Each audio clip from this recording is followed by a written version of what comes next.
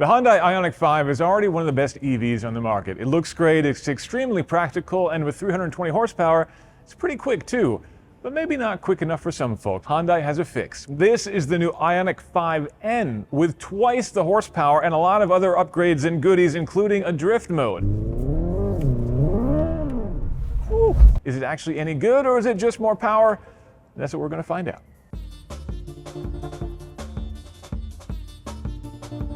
The Ioniq 5N has twice the horsepower of the base Ioniq 5, a fact that cannot be coincidental. So we're talking 641 horsepower courtesy of two new electric motors providing all-wheel drive.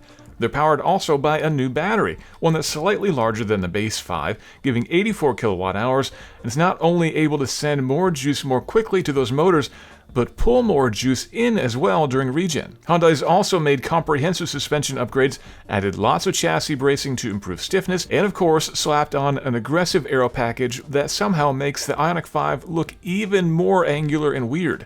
I love it. Now, despite all the power and suspension upgrades and those low-profile tires with 21-inch wheels on every corner, Hyundai actually hasn't really taken anything away from this car. It's still as comfortable and practical as it was before. The ride quality isn't quite as good, but it's still not bad. We still have all the active safety stuff, so we've got adaptive cruise control and active lane keeping assist, automatic emergency braking.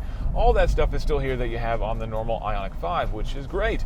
But what they have added is a lot of tweaks to the software, to the interface, to everything else. And there's so many different options and toggles in here, I better find a place to pull over so I can walk you through them in more detail. Now, Hyundai has done a lot of software changes in this car, a lot of them to the stability and traction control systems, which we can't see.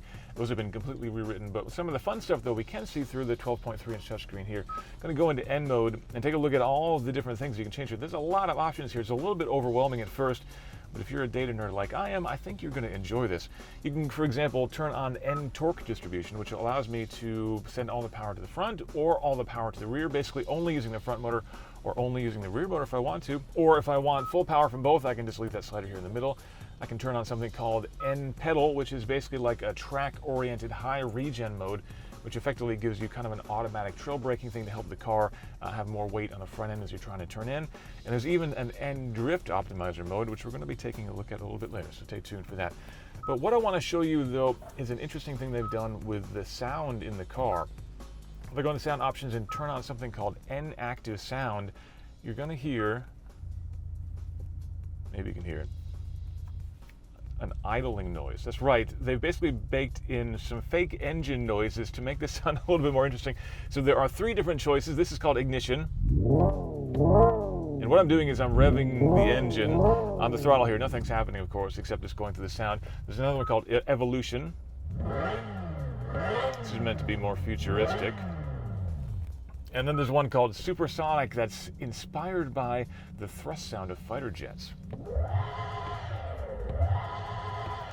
Now, not only can I hear these here in the car, you can actually enable external speakers in the car so that everyone around you can enjoy them as well. Now, I love the idea of this. There's actually a practical reason for this. If you're on the racetrack, for example, it's good to have as many inputs as you can. My only concern is that they just sound like an old racing game, like pre-PlayStation era even. The quality of these is just a little bit too low, but I did talk to the engineers, and they promised that the sounds will be getting a little bit better. So I'm sick of this traffic. It's time to go somewhere where I can go as fast as I want.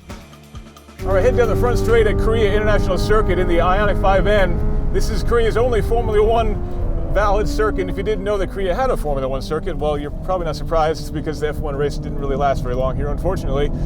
But this is a big, fast circuit. We're only running about half right now.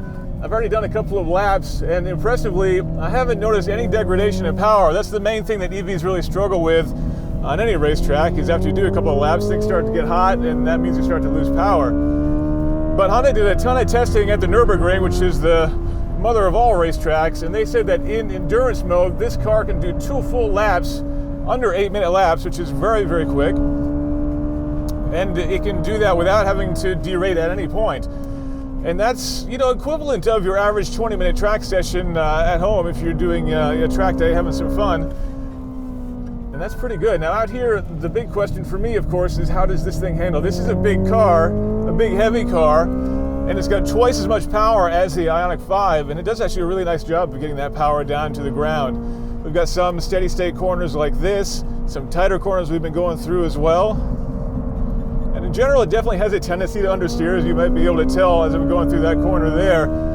But as you're coming through the tighter stuff, if you get hard on the gas and maybe get a little more aggressive with the steering than you need to be, it's it's more than happy to start sending the tail around. Now, there is an electronically activated mechanical clutch type limited slip differential at the back, making sure that you get the right amount of power distribution across the axle. Up front, it's an open differential, but it can use active braking to basically do a bit of torque vectoring across the axle as well there, effectively helping the car to pull its nose around a little bit, and give you a little more rotation through a tighter turn like this.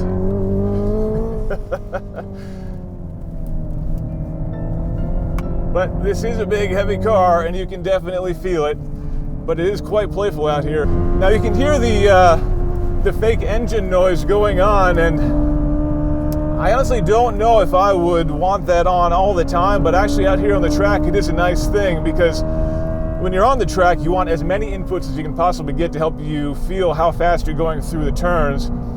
As if you've ever driven an EV, you know they can be a little bit more muted in terms of feedback. But with that fake engine noise going, it basically helps me to get a better sense for what speed I'm going through the corner without having to look down at the heads-up display or anything else. This gives me one more input to help me gauge my effort, gauge my speed, and gauge my grip a little bit too.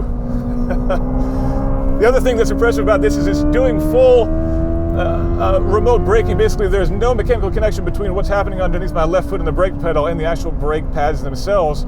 It's all a brake-by-wire system, so I get a fully artificial brake feel underneath my left foot. And that means you don't get a lot of the mushiness that you can feel in some EVs where it's hard to tell when you're moving from regen to the physical brakes. And there are some really impressive physical brakes on this car, but this car can do 0.6 of a G under braking with regen alone, which is really quite impressive.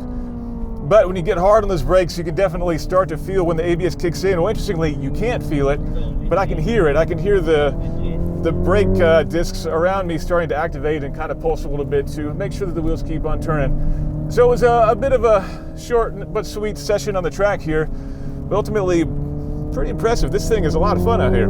Now for something completely different, we're going to try drifting in an Ioniq 5N. Now EVs typically aren't great for drifting because, well, for one thing, a lot of EVs you can't even turn the traction control off, and that's not going to get you very far. You can turn it off here, but Hyundai has done one better, adding in a drift mode that uses mostly the rear motor, but also can call on help from the front motor to keep the nose going where you want it.